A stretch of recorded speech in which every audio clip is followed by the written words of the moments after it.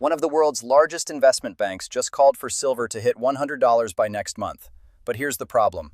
The price is actually falling today. So who's right, UBS or the market? Let's break down this shocking contradiction.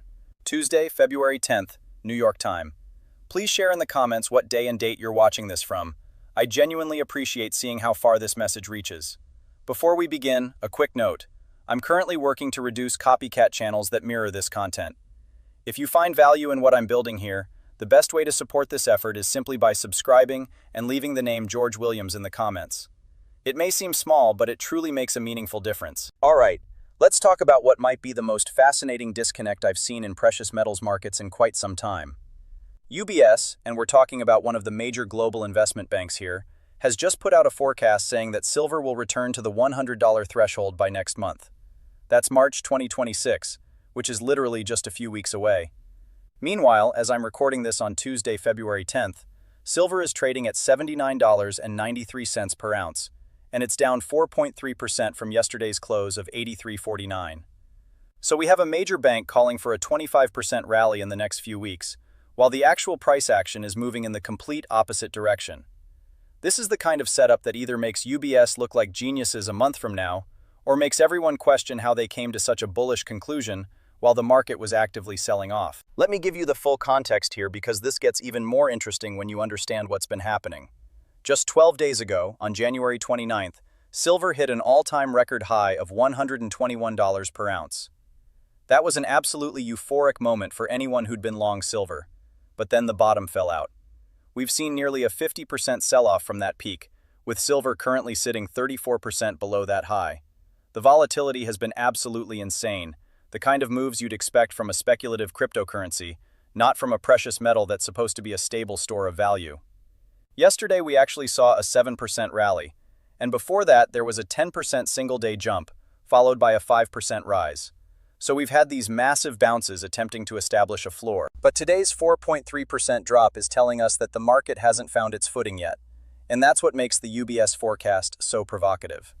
So who is UBS and why should we care what they think? UBS is one of the largest wealth management firms in the world, and one of the major investment banks that moves billions of dollars across global markets. When they put out a price target like this, it's not just some random analyst making a prediction on Twitter. This is an institution with massive research resources, direct access to industrial consumers, mining companies, and institutional investors.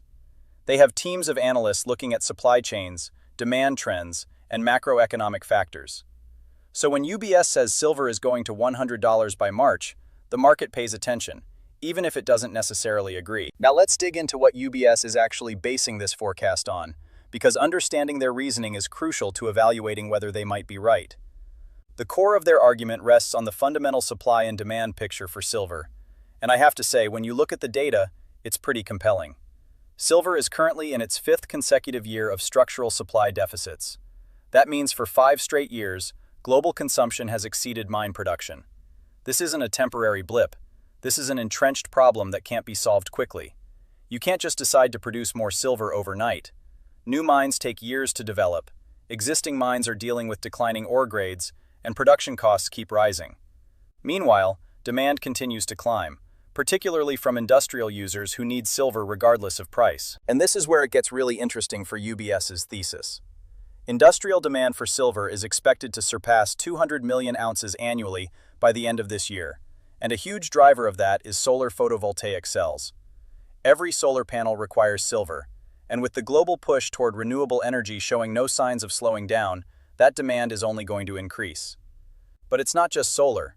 We're talking about electric vehicles, AI data centers that require massive infrastructure build-outs, 5G networks, consumer electronics, medical devices, the list goes on. Silver is becoming increasingly critical to the technologies that define modern life. UBS is looking at this industrial demand curve and seeing something that doesn't care whether silver is at $80 or $100, because industrial users need the metal to manufacture their products. On top of that, we're seeing continued strong investment demand despite all the volatility. Year-to-date in 2026, inflows into silver-backed ETFs have reached around 130 million ounces, pushing total holdings to roughly 844 million ounces. That's an 18% increase. And think about what that means. Even as prices have been crashing from record highs, Institutional money has been flowing into silver. These aren't retail investors panic buying. These are sophisticated institutional allocators who are using the volatility to accumulate positions. That behavior suggests that at least some smart money agrees with UBS's fundamental view, even if they're getting the timing wrong in the short term. But here's where the UBS forecast runs into a major problem, and it's the reason the market is selling off today instead of rallying toward that $100 target. There's another forecast out there predicting a 7.89% decrease from current levels, which would take silver down to around $77.08 by February 16th. That's less than a week away. So you've got two completely contradictory near-term views, one saying we're going down to 77, the other saying we're going up to 100. They can't both be right in terms of timing, although there is a scenario where we could go down first and then rally, which I'll get to in a minute. The bearish case against UBS's forecast has some serious ammunition too. U.S. Treasury Secretary Scott Bessent recently came out and attributed the extreme swings in precious metals to Chinese traders, and he described the recent top at 121 as a speculative blow-off. That's a pretty damning characterization from someone in a position to see global capital flows.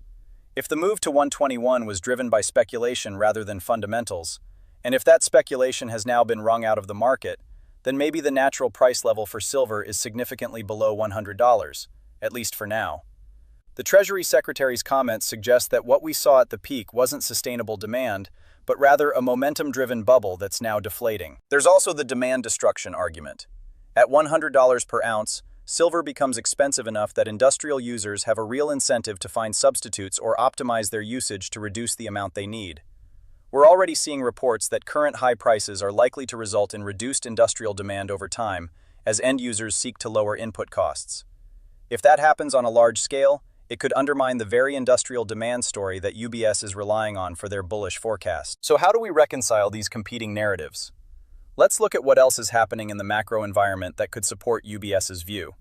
We've got news out of Japan, where Prime Minister Sanai Takaichi's ruling coalition just secured a landslide election victory, and that's strengthened expectations for expansionary fiscal policy. When major economies signal they're going to open up the monetary spigots, precious metals tend to benefit because investors start looking for inflation hedges. At the same time, we're seeing easing inflation expectations in the United States, softer real yields, and a weaker dollar. All of these factors create a more favorable backdrop for precious metals to rally. If these trends continue and strengthen over the next few weeks, they could provide the tailwind that silver needs to make the move UBS is forecasting. Then there's the China angle, which hasn't gotten enough attention in my opinion. Reports indicate that China has reclassified silver as a strategic material. If that's accurate, and if China starts treating silver the way it treats rare earth elements or other strategic commodities, we could see policies around stockpiling or export restrictions that tighten global supply. China is already dominant in the solar industry, so if they're viewing silver through a strategic lens rather than just as a commodity, that could create supply dynamics that support much higher prices. But let's be realistic about the timeline here. For UBS to be right, silver needs to rally 25% in the next few weeks. That's not impossible. We've seen bigger moves than that recently, but it requires a pretty specific set of conditions to fall into place. We'd need to see the current selling pressure exhaust itself, probably with a capitulation move down to that $77 level that some are forecasting. Then we'd need a catalyst, maybe a major supply disruption, a significant escalation in geopolitical tensions, or unexpectedly strong industrial demand data that convinces the market the fundamentals are more important than the speculative excess we saw in January. From there, we'd need momentum buyers to come back in, probably driven by the narrative that silver is still cheap relative to the supply-demand imbalance and the industrial demand growth story. Is that scenario plausible? Absolutely. Is it probable? That's much harder to say. The challenge with the UBS forecast is that markets don't move in straight lines, and trying to time a specific price target to a specific month is notoriously difficult even when your fundamental analysis is sound. UBS might be completely right about the fundamental drivers and the long-term trajectory for silver, but still be wrong about the March timeline if the market needs more time to digest the recent volatility and rebuild confidence. Here's an alternative scenario that's worth considering. What if both forecasts are partially right? What if we do see that move down to $77 in the next week, which shakes out the last of the weak hands and creates a definitive bottom, and then we see a powerful rally that takes us to 100 or higher by the end of March? That would mean UBS is right about the direction and roughly right about the timing, just not about the path we take to get there. Markets often don't move in the clean, linear way that forecasts imply. We could easily see more downside before the upside materializes. What does all this mean for different types of market participants? If you're a long-term investor who believes in the supply deficit story and the industrial demand growth narrative, then this volatility is potentially creating better entry points than you would have had if silver had just ground steadily higher. The fundamental case that UBS is making, the 5-year supply deficit, the 200 million ounces of annual industrial demand, the strategic importance of silver to emerging technologies, none of that has changed just because the price is down 4% today. If anything, lower prices make the fundamental story more attractive for accumulation. But if you're a short-term trader, this is a much trickier situation. The volatility we've seen over the past 2 weeks can wipe out accounts if you're on the wrong side of these moves. Trading against major institutional forecasts can work if you've got good risk management, but it requires you to be right about timing, not just direction. The market can remain irrational or trend in the opposite direction of fundamentals for longer than many traders can stay solvent. The question everyone wants answered is whether this is a buy-the-dip opportunity or a catch-a-falling-knife situation. I can't give you financial advice, but I can tell you how to think about that question. If UBS is right about the fundamentals, then any significant pullback is potentially a buying opportunity for those with longer time horizons. But if the Treasury Secretary is right that the recent peak was a speculative blow-off, then we might need to see prices settle significantly lower before establishing a new sustainable trend. The truth is probably somewhere in between. The fundamentals are real, but the speculation created a price that overshot fair value, and now we're in the painful process of finding a new equilibrium. What's fascinating to me is that despite all this uncertainty, silver is still up 160% compared to where it was a year ago. So even with the 34% drawdown from the peak, even with today's 4% decline, anyone who bought silver a year ago is sitting on extraordinary gains. That broader context matters when evaluating whether the current price represents opportunity or risk. As we look ahead to the rest of February and into March, I think the key is to watch whether we can hold support around the $77 to $80 zone. If we break below that convincingly, UBS's March forecast becomes much harder to achieve, and we might need to push their timeline out. But if we can find a floor here and start building a base of support, then the ingredients are there for a rally, especially if we get supportive macro data or any supply-side news that reinforces the deficit narrative. The fact that ETF inflows remain strong despite the price decline tells me there are buyers who are willing to accumulate at these levels, and that provides some confidence that we're not going to see a complete collapse. I'm genuinely curious to see how this plays out over the next few weeks. UBS has put their reputation on the line with a very specific, very bullish forecast at a time when the market is moving against them. Either they're seeing something the rest of us are missing, or they're going to have some explaining to do come April. My guess is that the truth will be nuanced. They're probably right about the fundamental direction, but maybe too aggressive on the timing. But that's just speculation on my part, and that's exactly why this market is so fascinating right now. So here's what I want to know from you.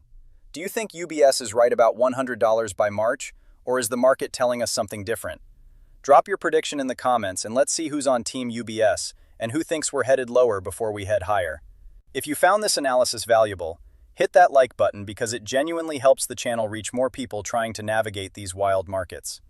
Make sure you're subscribed because I'm going to be tracking this UBS forecast closely, and we'll definitely revisit it as we get closer to March to see if they're on track or if they need to revise their outlook. I'll be back tomorrow with Wednesday's market update, and given the volatility we're seeing, I have a feeling there's going to be plenty to discuss. Thanks for watching, and I'll see you in the next one.